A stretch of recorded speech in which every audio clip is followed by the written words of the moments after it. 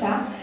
Donc je suis née dans une famille chrétienne et j'ai appris à connaître Jésus au club et au club du dimanche et dans ma famille aussi.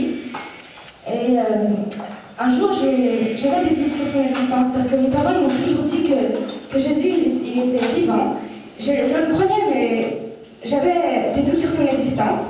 Alors, j'ai décidé de prier, de lire ma Bible et de le chercher. Et je l'ai trouvé, comme beaucoup de gens qui le cherchent le trouvent. Et donc voilà, je voulais être chrétienne, non pas parce que mes parents étaient chrétiens, mais mais par propre conviction. Et j'ai choisi de les suivre. Et je me suis convertie c'était durant un appel. Je me suis levée, mais j'ai donné mon cœur à Jésus, mais je n'avais pas expérimenté quelque chose, c'était son pardon. Et c'était un jour dans ma chambre, pendant que je faisais mes devoirs, j'écoutais une musique qui disait dans le jardin de douleur, où mon fardeau brisait ton cœur.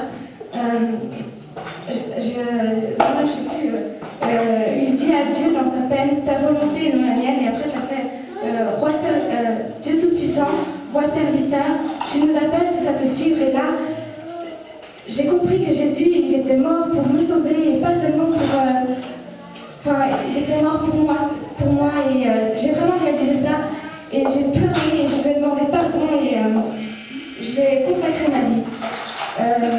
C'est l'année dernière, je me suis fait baptiser du Saint-Esprit. C'était vraiment un moment très fort et j'avais vraiment ressenti sa présence.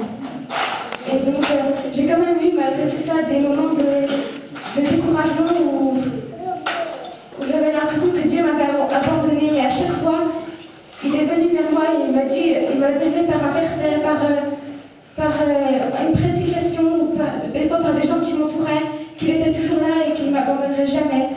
Et donc j'ai décidé de le suivre et de lâcher tout